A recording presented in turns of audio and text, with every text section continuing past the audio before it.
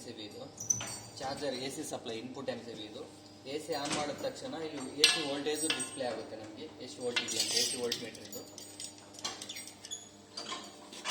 AC on ಆದ ತಕ್ಷಣ float direct on ಆಗುತ್ತೆ. ಫ್ಲೋಟ್ ಸರ್ಕ್ಯೂಟ್ ಆನ್ ಆಗಿಬಿಟ್ಟು ಫ್ಲೋಟ್ MCB ಬಂದು ನಿಂತಿರುತ್ತೆ ಇಲ್ಲಿವರೆಗೆ. ಈ ಫ್ಲೋಟ್ MCB ಆನ್ ಮಾಡಿದ್ರೆ ಲೋಡ್ಗೆ ಹೋಗ್ತಾ ಇರುತ್ತೆ, ಪ್ಲಸ್ ಬ್ಯಾಟ್ರಿಗೂ ಬರುತ್ತೆ. ಈಗ ನೋಡಿ ಬೂಸ್ಟ್ ಮೋಡ್ಗೆ ಹಾಕ್ತೀನಿ. ಬೂಸ್ಟ್ ಮೋಡ್ಗೆ ಹಾಕ್ದಾಗ ಬೂಸ್ಟ್ ಆಫ್ ಆಗಿಬಿಡುತ್ತೆ. ಫ್ಲೋಟಲ್ಲಿ ಏನು ಕರೆಂಟ್ ಡ್ರಾ ಮಾಡುತ್ತೆ ಅದು ತಗೊಳ್ತಾ ಇರುತ್ತೆ. ಫ್ಲೋಟ್ ಮೋಡಲ್ಲಿ ಕರೆಂಟ್ ಅಡ್ಜಸ್ಟ್ಮೆಂಟ್ ಇರುತ್ತೆ, ವೋಲ್ಟೇಜು ಕರೆಂಟ್ ಫಿಕ್ಸ್ ಆಗಿಬಿಟ್ಟಿರುತ್ತೆ. ಈ ವೋಲ್ಟೇಜ್ಗೆ 116 117 ಏನು ವೋಲ್ಟೇಜ್ ಎಷ್ಟು ಕರೆಂಟ್ ಡ್ರಾ ಮಾಡಬೇಕು ಅಷ್ಟು ಡ್ರಾ ಮಾಡ್ತಾ ಇರುತ್ತೆ ಫ್ಲೋಟ್ ಮೋಡಲ್ಲಿ. ಪ್ಲಸ್ ಲೋಡ್ಗೂ ಹೋಗ್ತಾ ಇರುತ್ತೆ. ಈ ಲೋಡ್ ಕರೆಂಟ್ ನಿಮ್ಮದು 3 amps ಇದೆ. 3 amps ಲೋಡ್ಗೂ ಹೋಗ್ತಾ ಇರುತ್ತೆ, ಬ್ಯಾಟ್ರಿನೂ ಚಾರ್ಜ್ ಆಗ್ತಾ ಇರುತ್ತೆ ಫ್ಲೋಟ್ ಮೋಡಲ್ಲಿ. ನಾವು ಅದೇ ಬೂಸ್ಟ್ ಮೋಡ್ಗೆ ಹಾಕ್ಕೊಂಡ್ರೆ ಕರೆಂಟ್ 0 ಮಾಡ್ಕೊಳ್ಳಿ. ಬೂಸ್ಟ್ ಹಾಕ್ಬೇಕಾದ್ರೆ ಬೂಸ್ಟ್ ವೋಲ್ಟೇಜ್ ಬರುತ್ತೆ.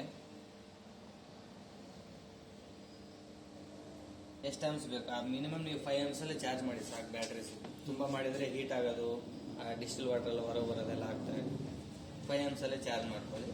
ಮತ್ತೆ ಬೂಸ್ಟ್ ಎಲ್ಲ ಚಾರ್ಜಿಂಗು ಎಲ್ಲ ಆದ್ಮೇಲೆ ಪಾರ್ಟ್ನ ಕರೆಂಟ್ನ 0 ಮಾಡಿಬಿಟ್ಟು ಇದನ್ನ ಫ್ಲೋಟ್ ಮೋಡಿಗೆ ಫ್ಲೋಟ್ ಮೋಡಿಗೆ ಟರ್ನ್ ಮಾಡಿ. ಫ್ಲೋಟಲ್ಲೇ ರನ್ನಿಂಗ್ ಇರುತ್ತೆ. ನೀವು ಬೂಸ್ಟ್ಗೆ ಹಾಕಿದ್ರೆ ಫ್ಲೋಟ್ ಏನು ಆಫ್ ಆಗಲ್ಲ. ಫ್ಲೋಟು 24 hours ರನ್ನಿಂಗ್ ಅಲ್ಲಿ ಇರುತ್ತೆ. ಫ್ಲೋಟ್ ಇಂದಾನೆ ಲೋಡ್ಗೆ ಹೋಗ್ತಾ ಇರುತ್ತೆ, ಬೂಸ್ಟ್ ಇಂದ ಬ್ಯಾಟ್ರಿ ಚಾರ್ಜ್ ಆಗ್ತಾ ಇರುತ್ತೆ. ಜಸ್ಟ್ ನೀವು ಇದನ್ನ ತಿರುಗಿಸೋದ್ರಿಂದ ಬೂಸ್ಟ್ ಆಫ್ ಆಗುತ್ತೆ ಅಷ್ಟೇ, ಫ್ಲೋಟ್ ರನ್ನಿಂಗ್ ಅಲ್ಲಿ ಇರುತ್ತೆ. ಇದು AC ವೋಲ್ಟೇಜು, ಇದು ಲೋಡ್ ಬಾರ್ ಫ್ಲೋಟ್ ವೋಲ್ಟೇಜ್. ಈಗ ತೋರಿಸ್ತಾ ಇರೋ ಲೋಡ್ ಹೋಗ್ತಾ ಇರೋ ವೋಲ್ಟೇಜು. ಇದನ್ನ ಪ್ರೆಸ್ ಮಾಡಿದ್ರೆ ಫ್ಲೋಟ್ ವೋಲ್ಟೇಜ್ ತೋರಿಸುತ್ತೆ.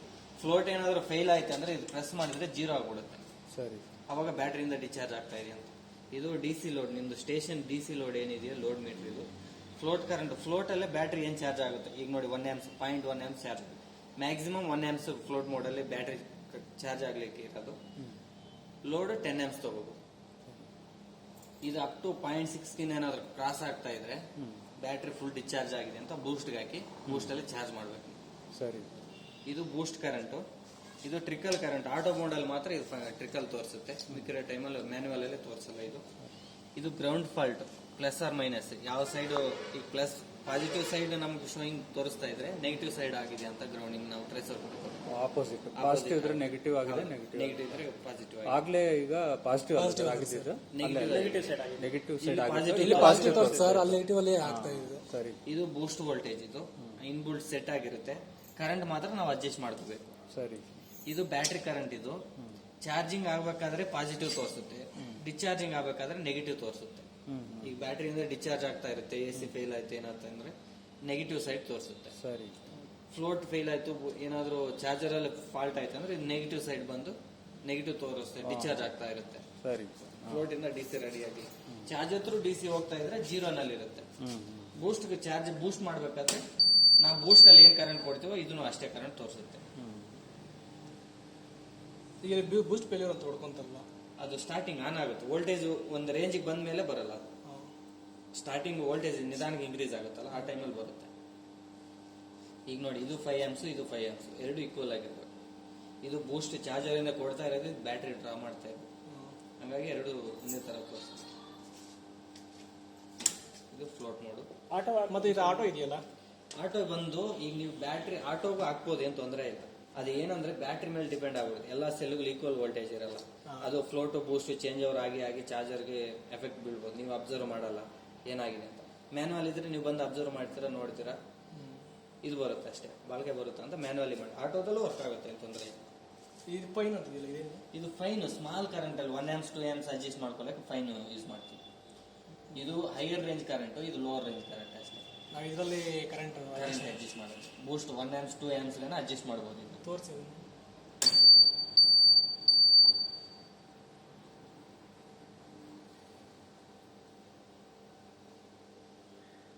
ಎಕ್ಸಾಕ್ಟ್ 1 2 ಈ ತರ ಅಡ್ಜಸ್ಟ್ ಮಾಡ್ಬೋದು ಅಷ್ಟೇ. ಅದರಲ್ಲೂ ಕೊಡ್ಬೋದಲ್ವಾ? ಇದರಲ್ಲೂ ಕೊಡ್ಬೋದು, ಇದರಲ್ಲೂ ಇನ್ಕ್ರೀಸ್ ಆಗುತ್ತೆ. ನಮ್ಗೇನು ಸ್ಮಾಲ್ ಕರೆಂಟ್ ಅಲ್ಲೇ ಬ್ಯಾಟ್ರಿ ಸ್ಮಾಲ್ ಕರೆಂಟ್ ಅಲ್ಲಿ ಚಾರ್ಜ್ ಆಗ್ಬೇಕಂದ್ರೆ ಇದರಲ್ಲಿ ಕೊಟ್ಟರೆ ಸ್ವಲ್ಪ ಜಾಸ್ತಿ ಡ್ರಾ ಮಾಡುತ್ತೆ. ಇದರಲ್ಲಿ 0.5 1 amps ನಿಧಾನಕ್ಕೆ ಅಡ್ಜಸ್ಟ್ ಮಾಡ್ಕೋಬಹುದು. ಫೈನ್ ಅಂತ ಅಷ್ಟೇ.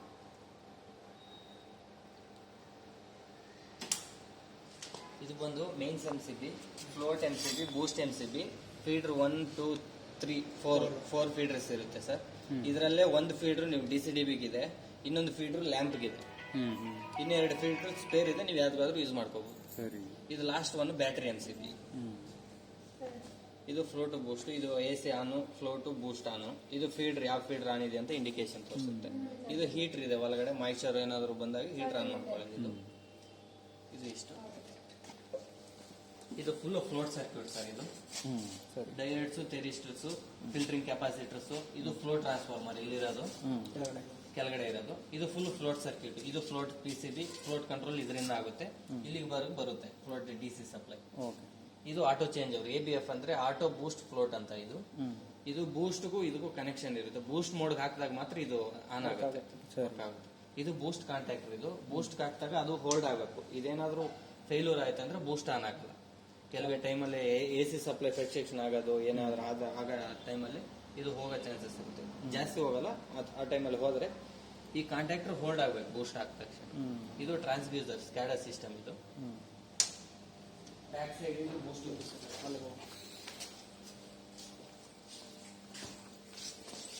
ಇದು full boost circuit sir. Back side ಇದು ಬೂಸ್ಟ್ ಟ್ರಾನ್ಸ್ಫಾರ್ಮರ್. ಇದು ಓಕೆ. 20 amps ಬೂಸ್ಟ್ ಕೆಪಾಸಿಟಿ ನಿಮ್ದಿರಬೇಕು. ಅಪ್ ಟು 20 amps ಗನ ಚಾರ್ಜ್ ಮಾಡೋದು ಬ್ಯಾಟ್ರಿ. Capacitor sir. ಇದು ಫಿಲ್ಟರಿಂಗ್ ಕೆಪಾಸಿಟರ್. ಇದು AC DC ಮಿಕ್ಸ್ ಇರುತ್ತಲ್ಲ, AC ನ ಫಿಲ್ಟರ್ ಮಾಡಿ ಪ್ಯೂರ್ DC ನ ಕೊಡ್ತಾ ಇರುತ್ತೆ ಅದು ಫಿಲ್ಟರಿಂಗ್.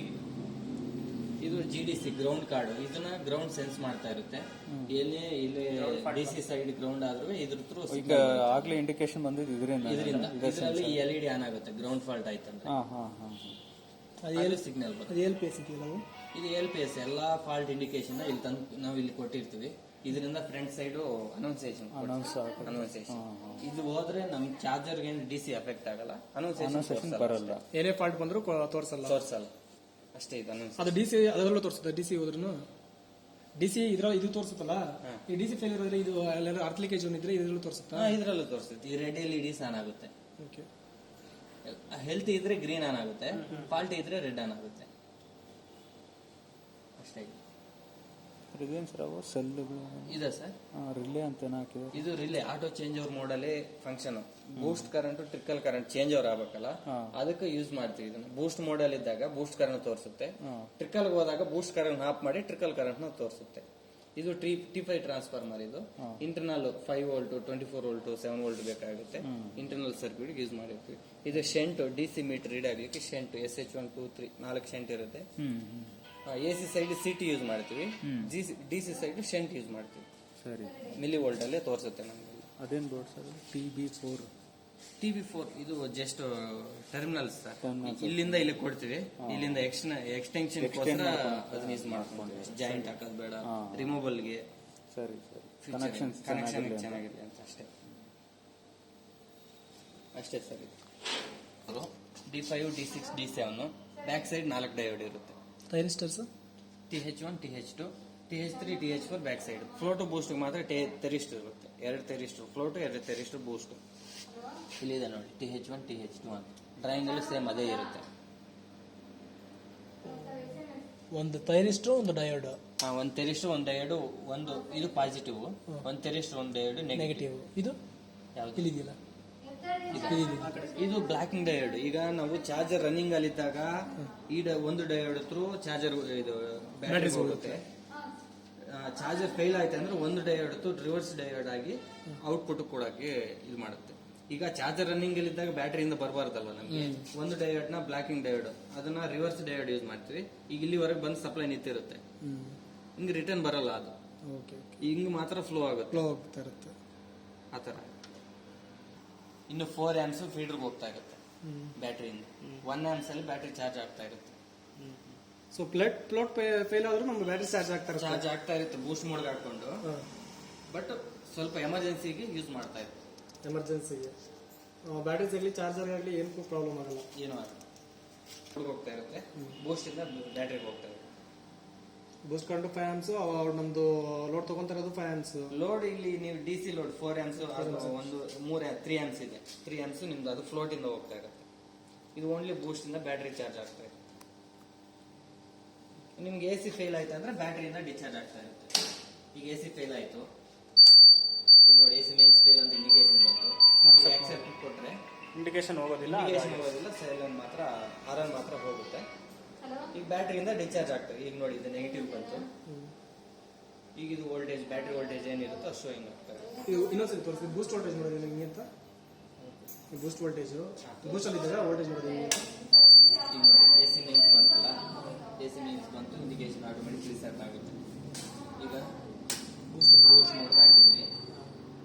ಬೂಸ್ಟ್ ವೋಲ್ಟೇಜ್ ನಾವು ಮ್ಯಾಕ್ಸಿಮಮ್ 140 ಸೆಟ್ ಮಾಡಿರ್ತೀವಿ.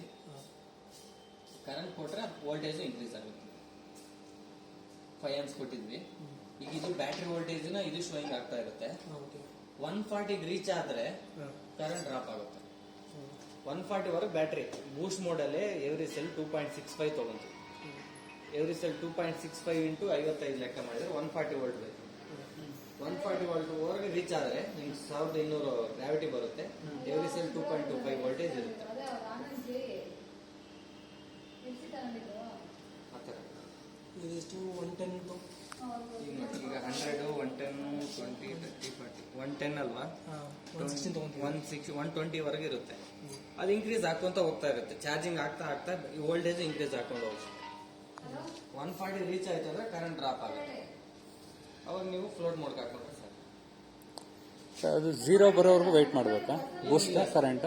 5 amps ಕೊಟ್ಟಿದ್ವಿ, ಹಾ. ಫುಲ್ 0 ಅಂತೂ ಆಗಲ್ಲ. ಹಾ. ಒಂದು 2 amps ಬಂದು ನಿಂತ್ಕೊಳತ್ತೆ. ಸೊ ಅವಾಗ ಆಫ್ ಮಾಡೋದು. ಆಫ್ ಮಾಡ್ಬೇಕು ಸರ್.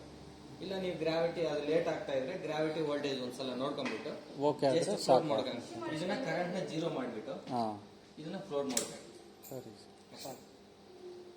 ಕರೆಂಟ್ 0 ಮಾಡ್ಕೊಂಡು ಫ್ಲೋಟ್ ಮಾಡಬೇಕು. ಯಾಕಂದ್ರೆ ಮತ್ತೆ ಬೂಸ್ಟ್ ಆಗ್ತಾಗ ಒಂದೇ ಸಲ drop ಆಗುತ್ತೆ. ಹೌದು ಸರ್, ಓಕೆ ಸರ್. ಇದು ಒಂದ್ ವೇಳೆ ಇದು ಹೋಯ್ತು ಅಂದ್ಕೊಳ್ಳಿ, ಈ ಬಟನ್ ನಾವು ಬೂಸ್ಟ್ ಕರೆಂಟ್ ಕೊಡೋದಲ್ಲಿ ಯಾವ ಬಟನ್ ಇದು ಹೋಯ್ತು ಅಂದ್ಕೊಳ್ಳಿ, ಇವೆರಡು ಹೋದ್ರೆ ಕೊಡಕ್ಕಾಗಲ್ಲ, ಇದ್ರಲ್ಲಾಗಲ್ಲ. ಚೇಂಜ್ ಮಾಡ್ಕೋಬೇಕು. ಬಟನ್ಸ್ ಹಾಕ್ಕೋಬೇಕು. ಬಟನ್ಸ್ ಅಲ್ಲ, ಅದು ಪೊಟೆನ್ಶಿಯಲ್ ಪಾರ್ಟ್ ಇರುತ್ತೆ ಇಲ್ಲಿ ಬ್ಯಾಕ್ ಸೈಡ್. ಇದು ಓ, ಪೊಟೆನ್ಶಿಯಲ್ ಇದು ಸಿಂಪಲ್ ಸರ್, ಚೇಂಜ್ ಮಾಡ್ಕೊಳ್ಳೋದು ಅದ್ರ ತರ ಇಲ್ಲ. ಇದು ಅಷ್ಟೇ. ಸ್ಪೇಸ್ change ಮಾಡ್ಕೊಳ್ಳೋದು. 10K ಪಾರ್ಟ್ ಅಷ್ಟೇ.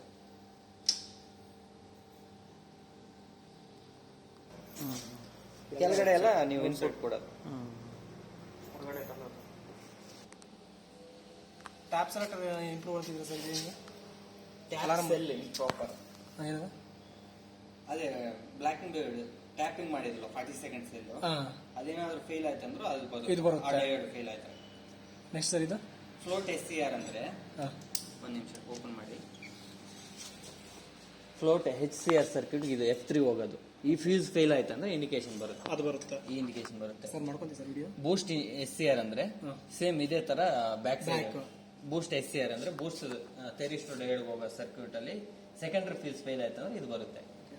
ಇದು ಕೆಪಾಸಿಟರ್ ಫ್ಯೂಸ್ ಫೇಲ್. ಇದು ಕೆಪಾಸಿಟರ್ಗೆ ಇಲ್ಲೊಂದು ಫ್ಯೂಸ್ ಯೂಸ್ ಮಾಡಿದ್ರು. ಇದು ಕೆಪಾಸಿಟರ್ಸ್ ಅಲ್ವಾ, ಕೆಳಗಡೆ ಕೆಳಗಡೆ ಅದು F4. ಆ ಫ್ಯೂಸ್ ಫೇಲ್ ಆಯ್ತು ಅಂದ್ರೆ ಇಂಡಿಕೇಶನ್ ಬರುತ್ತೆ. ಆಮೇಲೆ ಫ್ಲೋಟ್ ಓವರ್ಲೋಡ್ ಅಂದ್ರೆ ನೋಡಿ, ಗ್ರೌಂಡ್ ಅವಾಗ ಬಂದು ಹೋಗ್ತಾ ಇದೆ, ಯಾವ್ದ್ರಲ್ಲಿ ಇದೆ ಗೊತ್ತಿಲ್ಲ. ಈಗ ಯಾವ್ದಾದ್ರು ಆಪರೇಟ್ ಮಾಡ್ತಾ ಇದ್ದಾರಾ? ಯಾವ್ದು ಆಪರೇಟ್ ಮಾಡ್ತಾ ಇದ್ದಾರೆ, ಬರ್ತಾ ಇದೆ.